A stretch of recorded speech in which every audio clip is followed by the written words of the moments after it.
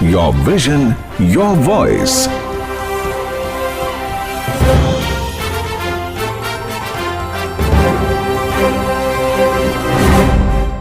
Hello everyone, आपका air next के इस कार्यक्रम में स्वागत है। आज एक बार फिर हम यूथ माता सुंदरी कॉलेज की छात्राएं आपके सामने अपने विचार रखने जा रहे हैं।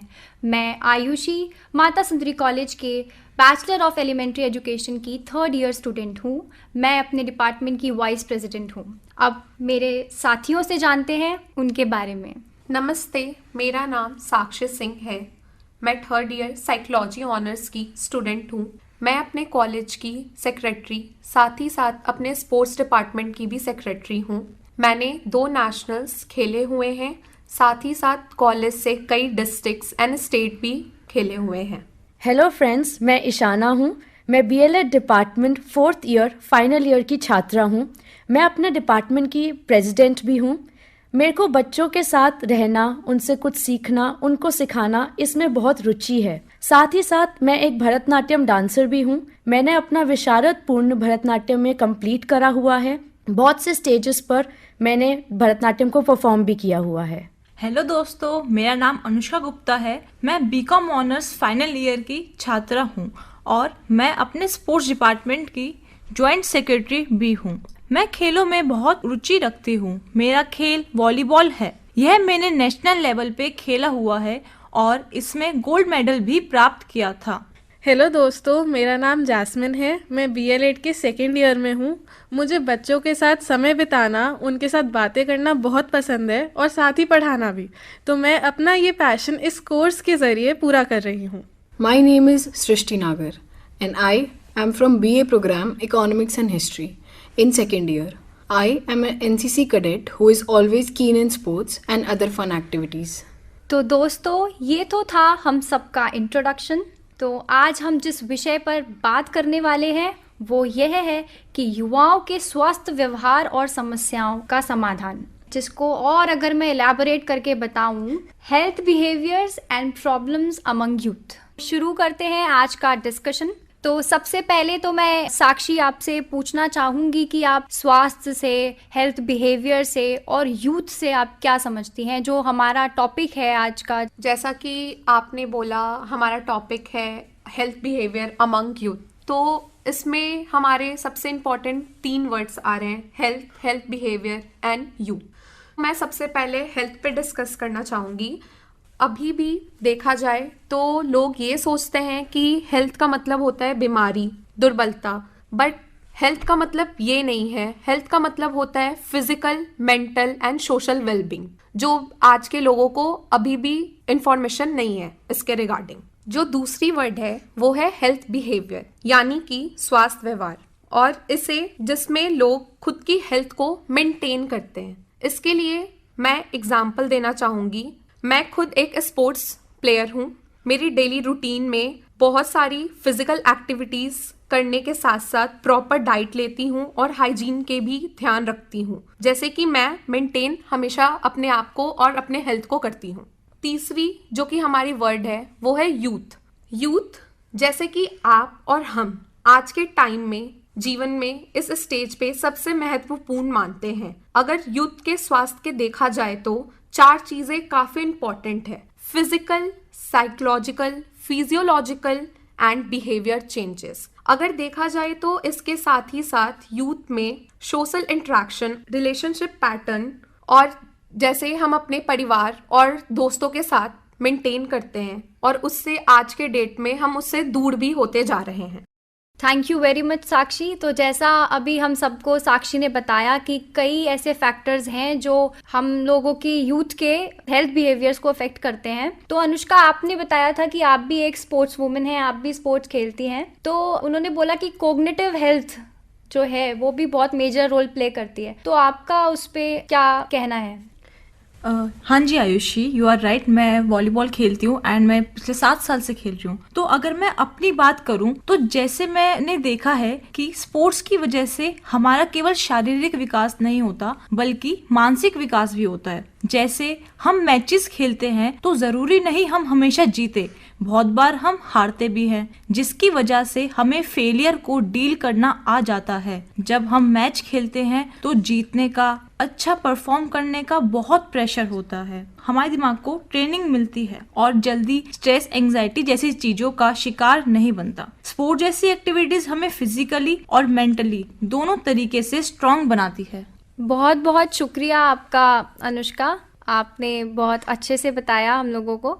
तो अब मैं जानना चाहूँगी जैस्मीन से कि अभी जैसे हमें बताया अनुष्का ने कि स्ट्रेस, तो वो स्ट्रेस से क्या समझती हैं और उनका क्या रिफ्लेक्शन है स्ट्रेस के बारे में। जी बिल्कुल आयुषी, हमें बात करेंगे स्ट्रेस मतलब तनाव, जो आजकल की ज़िंदगी में हर कोई फेस कर ही रहा है।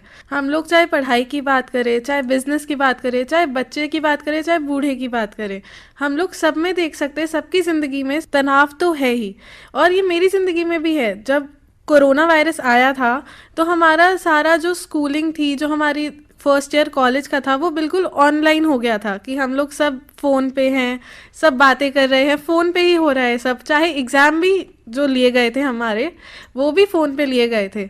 अब जैसे कोरोना वायरस कम हो गया है तो कॉलेजेस वगैरह भी खुल गए हैं और हमारे जो एग्ज़ाम्स वगैरह भी हुए हैं, सब चीज़ें जो चल रही हैं वो अब ऑफलाइन मोड में चल रही हैं कि हम वहाँ पर जाके ये सब चीज़ें कर रहे हैं।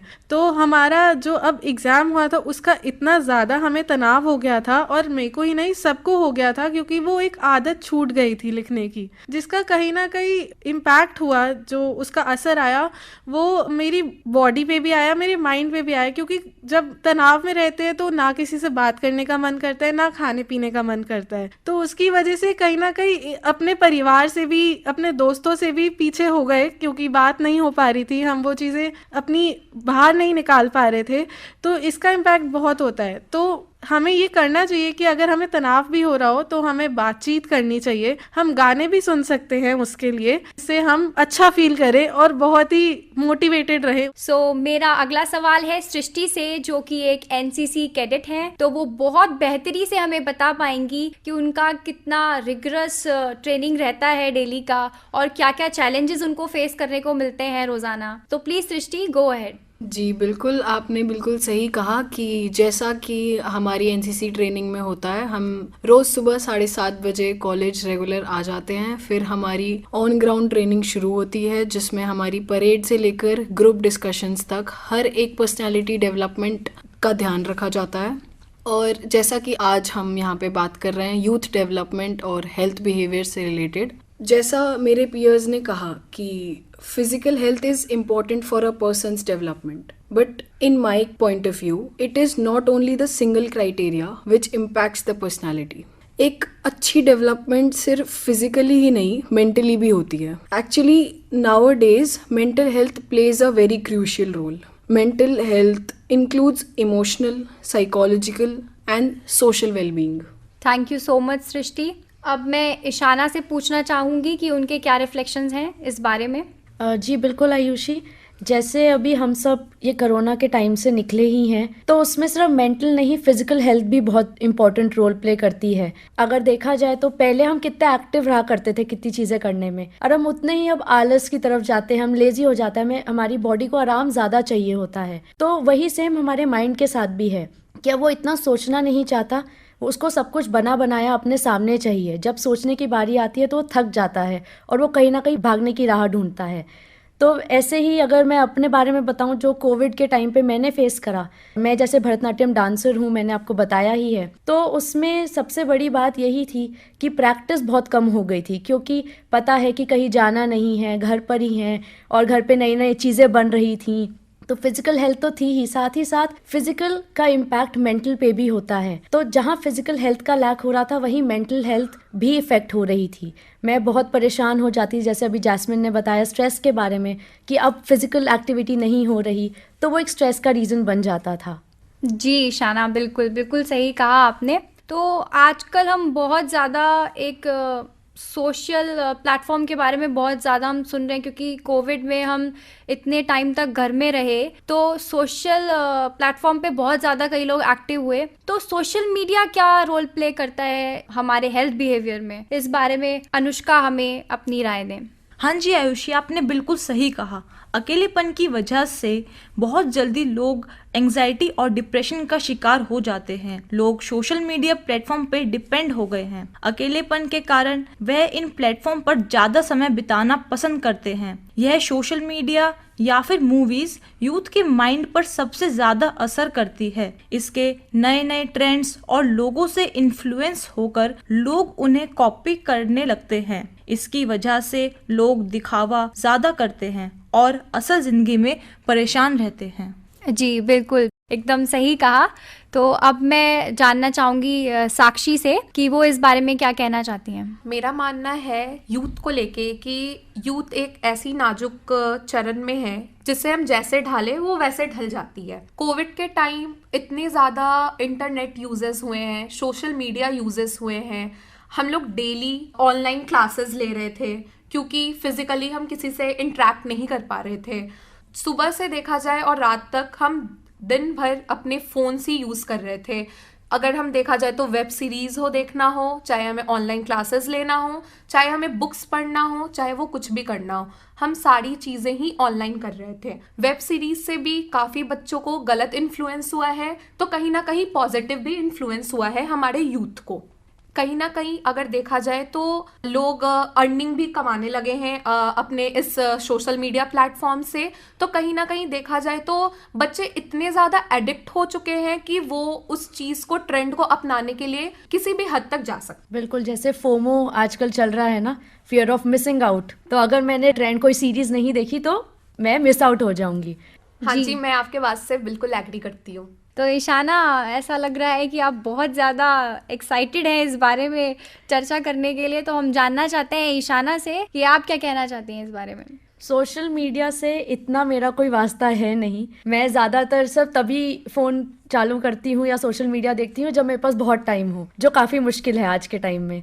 यही बात है कि छोटे बच्चों को देखकर कि वो कुछ नया सीख रहे हैं, कुछ नया कर रहे हैं, तो बड़ा अच्छा लगता है।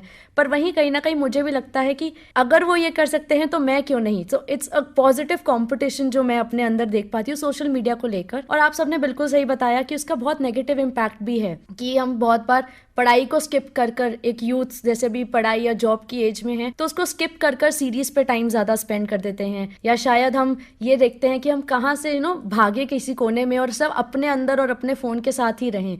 तो सोशल इंटरेक्शन जैसे बोला गया वो भी बहुत इंपॉर्टेंट है और वो ज़रूर मिस हो रहा है इसकी वजह से। जी बिल्कुल ईशाना। तो अब हमें यूथ की प्रॉब्लम्स तो पता लग गई हैं, तो अब इनका सल्यूशन क्या है? तो इस बारे में अब मैं चाहूँगी कि जैस्मीन अपने विचार रखे।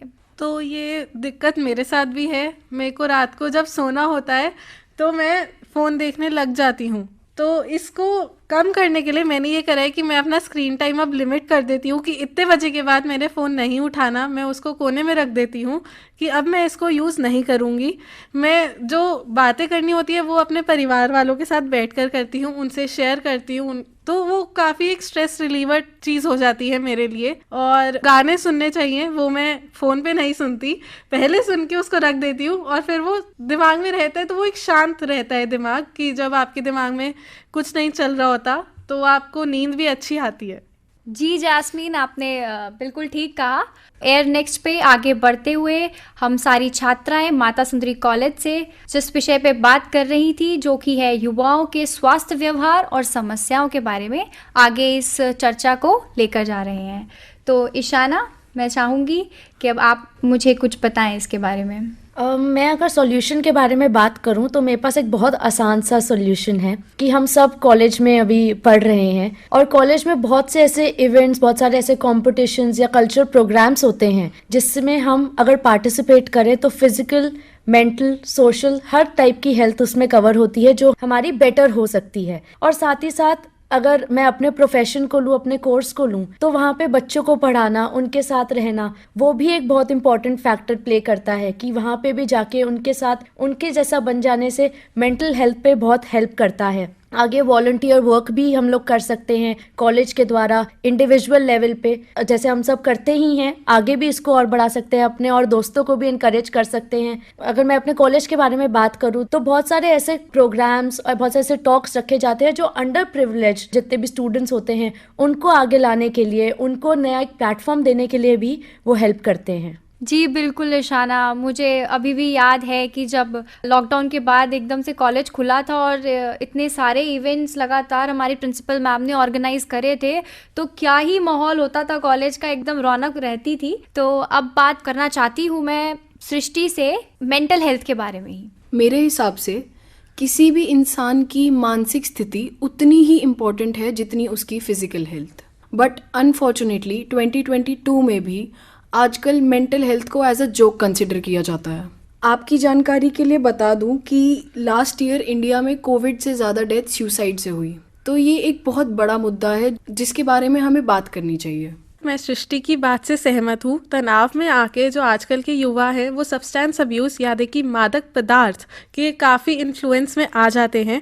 तो वो अपना स्ट्रेस थोड़े टाइम के लिए छोड़ने के चक्कर में जो उसके लॉन्ग टर्म इफ़ेक्ट्स है, जो उनकी हेल्थ पे, उनकी मेंटल हेल्थ पे, उनके शरीर पे जो असर देंगे, उससे वो भूल जाते हैं। जैस्मिन, आप बिल्कुल सही कह रहे हैं। यंगस्टर्स अपना स्ट्रेस रिलीफ करने के लिए इन सब का प्रयोग तो करते हैं, बल्कि जिन्हें स्ट्रेस नहीं है, जिन्हें डिप्रेशन नहीं है, वो भी इन सब चीज़ों को प्लेजर के लिए प्रयोग करते हैं। वह पीयर प्रेशर में आके, दोस्तों से प्रभावित होके, वह कूल दिखने के लिए ये सब करते हैं। इन सब चीज़ों का प्रयोग हमें लंबे समय तक के लिए शारीरिक व मानसिक बीमारियां दे देता है। मैं अनुष्का के बात से काफ़ी एग्री करती हूँ और साथ ही साथ मैं इसमें ये ऐड करना चाहती हूँ कि बहुत सारे सोशल मीडिया ऐसे हैं जहाँ पे अल्कोहल्स हो गए हो, चाहे वो ड्रग्स हो गए हो, चाहे वो जितने भी सब्सटेंस अब्यूज़ हैं, वो इतने ज़्यादा दिखाए जा रहे हैं कि वहाँ से भी हमारा यूथ इन्फ्लुएंस हो रहा है और वो हमेशा ट्राई ऑन कर रहा है कि हम भी ट्राई करके देख सकते हैं। ज़रूरी नहीं है कि अगर उस पर प्रभाव पड़ा है तो वो चीज़ें मेरे पे भी प्रभाव पड़े। इसके लिए हमारे पास ये सॉल्यूशन है कि हम अपने डेली रूटीन में मेडिटेशन, योगा और एक्सरसाइजेस इंक्लूड करें ताकि हम सब्सटेंस अब्यूज से जितना हो सके उतना दूर हो सके। तो अभी हमने बहुत कुछ सुना, जैसे हमारी मेडिटेशन से हम कैसे अपने आप को बेटर कर फील करा सकते हैं, योगा एक्सरसाइज से। तो वैसे ही कॉलेज में भी बहुत सारे कॉम्पिटिशन्स, फेस्ट यूथ के लिए ऑर्गेनाइज किए जाते हैं। जैसे हमारे कॉलेज में भी माता सुंदरी कॉलेज का जो एनुअल फेस्ट होता है वो है सारंग, जिससे हमारी ज़िंदगी और ज़्यादा रंगारंग हो जाती है। तो क्यों ना हम सब भी मिलकर ऐसे ही उसमें और पार्टिसिपेट करें। और अब हम लोग ये प्रोग्राम की एंडिंग पे हैं इस वक्त। सो इस प्रोग्राम के संपन्न होने से पहले मैं चाहूँगी कि मेरी दोस्त सृष्टि जो कुछ पंक्तियाँ लिख के लाई हैं वो आप सबके सामने प्रस्तुत करें। शुक्रिया। ये पंक्तियाँ मैंने यूथ के ऊपर लिखी हैं कि यूथ आजकल कैसा फील करता है। So I hope you all like it. Sometimes it's hard to just move, sometimes it hards to just cry, it's hard to let it go, it's even hard to try, it's hard to be with the flow, every little thing just annoys. Was I meant to get destroyed? Can anyone tell me what's my fault? Why is always me so wrong? Tell me, am I that wrong that it's only me who's not carried along? This question arrives so many times. To whom I belong? Thank you so much. Very nice Srishti. मेरे पास youth को लेके एक काफ़ी famous quote है जो कि हमें मोटिवेट करती है। मेहनत करने वालों की सफलता पक्की होती है, युवाओं के हाथ में देश की तरक्की होती है। थैंक यू सो मच साक्षी, आपने बहुत ही अच्छी पंक्तियां बोली। और इसी मैसेज के साथ हम एयर नेक्स्ट के इस अंक से अब विदा लेना चाहेंगे। आज्ञा दीजिए। नमस्कार।